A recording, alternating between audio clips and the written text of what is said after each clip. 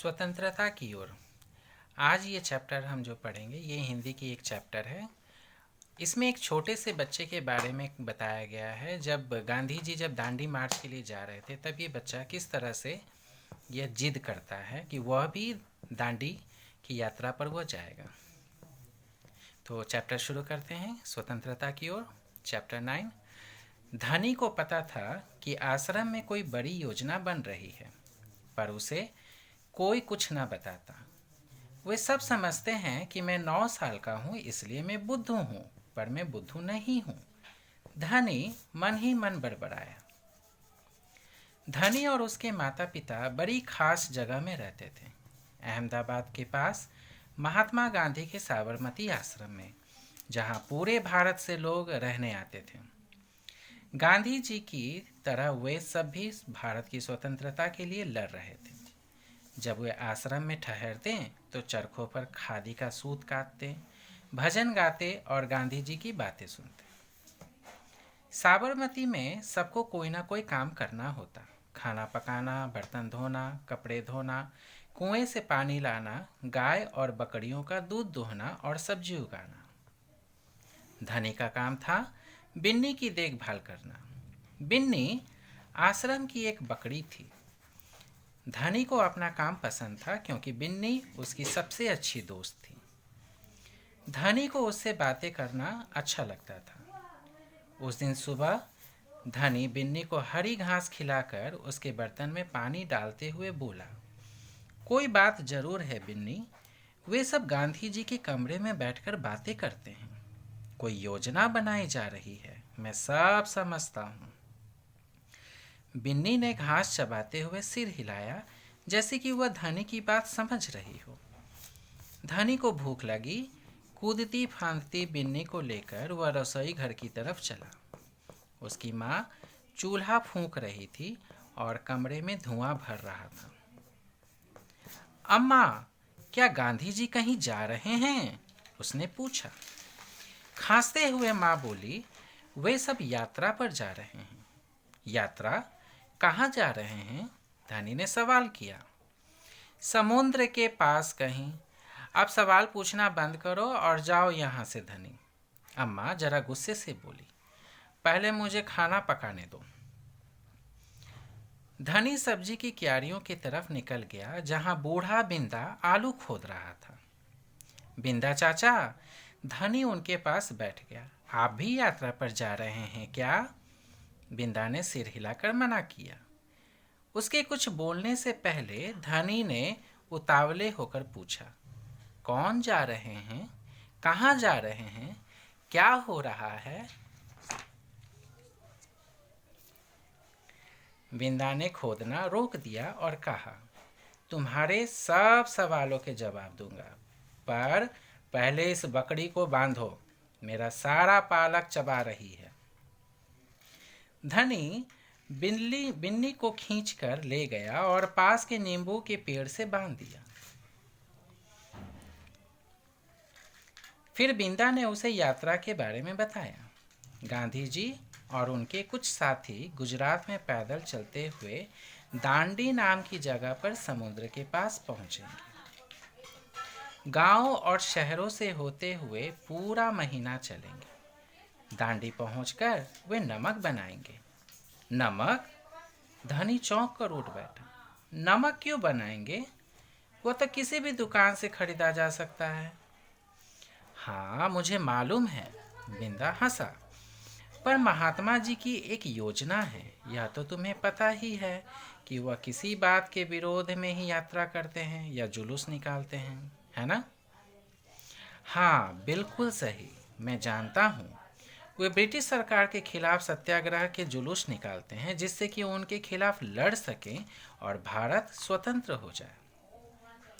पर नमक को लेकर विरोध क्यों कर रहे हैं? यह तो समझदारी वाली बात नहीं है। बिल्कुल धनी, क्या तुम्हें पता है कि हमें नमक पर कर देना पड़ता है? कर मतलब टैक्स। अच्छा, धनी हैरान रह गया। नमक की जरूरत सभी को है। इसका मतलब है कि हर भारतवासी, गरीब से गरीब भी यह कर देता है। बिंदा चाचा ने आगे समझाया, लेकिन यह तो सरासर अन्याय है। धनी की आंखों में गुस्सा था। हाँ, यह अन्याय है। इतना ही नहीं, भारतीय लोगों को नमक बनाने की मनाही है। महात्मा जी ने ब्रिटिश सरकार को कर हटाने को कहा, पर उन्होंने यह बात ठुकरा दी। इसलिए उन्होंने निश्चय किया कि वे दांडी चलकर जाएंगे और समुद्र के पानी से नमक बनाएंगे। 1 महीने तक पैदल चलेंगे। धनी सोचकर परेशान हो रहा था। गांधी जी तो थक जाएंगे। वे दांडी बस या ट्रेन से क्यों नहीं जा सकते?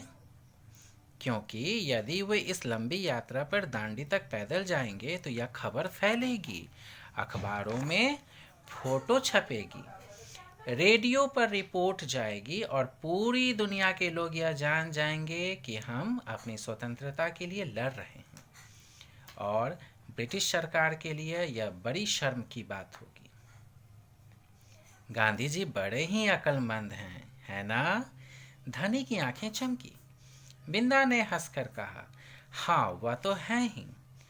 दोपहर को जब आश्रम में थोड़ी शांति छाई, धनी अपने पिता को ढूंढने निकला। वह एक पेड़ के नीचे बैठकर चरखा काट रहे थे। पिताजी, क्या आप और अम्मा दांडी यात्रा पर जा रहे हैं? धनी ने सीधे काम की बात पूछी। मैं जा रहा हूँ, तुम और अम्मा यहीं रहोगे। मैं भी आपके साथ चल रहा हूँ। बेकार की बात मत करो धनी, तुम इतना लंबा नहीं चल पाओगे। आश्रम के नौजवान ही जा रहे हैं। धनी ने हट पकड़ ली। मैं 9 साल का हूँ और आपसे तेज दौड़ सकता हूँ। धनी के पिता ने चरखा रोककर बड़े धीरज से समझाया, सिर्फ वे लोग जाएंगे जिन्हें महात्मा जी ने खुद चुना है। ठीक है, मैं उन्हीं से बात करूंगा, वह जरूर हाँ कहेंगे। धनी खड़े होकर बोला और वहां से चल दिया। गांधी जी बड़े व्यस्त रहते थे, उन्हें अकेले पकड़ पाना आसान नहीं था। पर धनी को वह समय मालूम था जब उन्हें बात सुनने का समय होगा।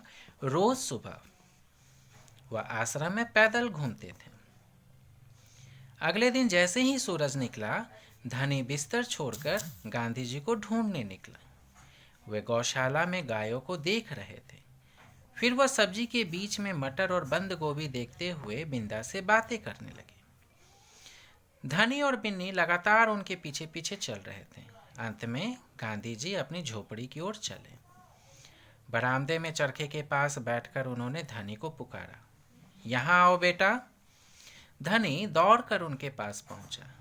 बिन्नी भी साथ में कूदती हुई आई। तुम्हारा क्या नाम है बेटा?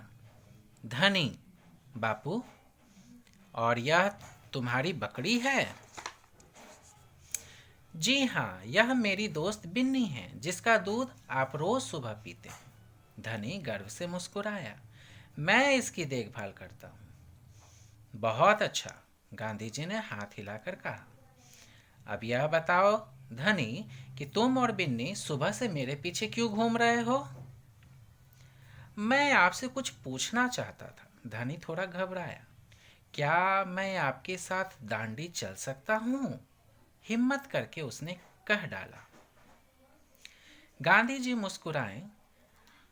तुम अभी छोटे हो बेटा, दांडी तो बहुत दूर है। सिर्फ तुम्हारे पिता जैसे नौजवान ही मेरे साथ चल पाएंगे। पर आप तो नौजवान नहीं हैं, धनी बोला। आप नहीं थक जाएंगे? मैं बहुत अच्छे से चलता हूँ, गांधी जी ने कहा। मैं भी बहुत अच्छे से चलता हूँ, धनी भी अड़ गया। हाँ, ठीक बात है, कुछ सोचकर गांधी जी बोले। मगर एक समस्या है। अगर तुम मेरे साथ जाओगे तो बिन्नी को कौन देखेगा? इतना चलने के बाद मैं तो कमज़ोर हो जाऊंगा। इसलिए जब मैं वापस आऊंगा तो मुझे खूब सारा दूध पीना पड़ेगा, जिससे कि मेरी ताकत लौट आए। यह बात तो ठीक है। बिन्नी तभी खाती है जब मैं उसे खिलाता हूँ। धनी ने प्यार से बिन्नी का सिर हिलाया। और सिर्फ मैं जानता हूँ कि इसे क्या पसंद है। बिल्कुल सही। तो क्या तुम आश्रम में रहकर मेरे लिए बिन्नी की देखभाल करोगे? गांधी जी प्यार से बोले। जी हाँ, करूँगा, धनी बोला। बिन्नी और मैं आपका इंतजार करेंगे।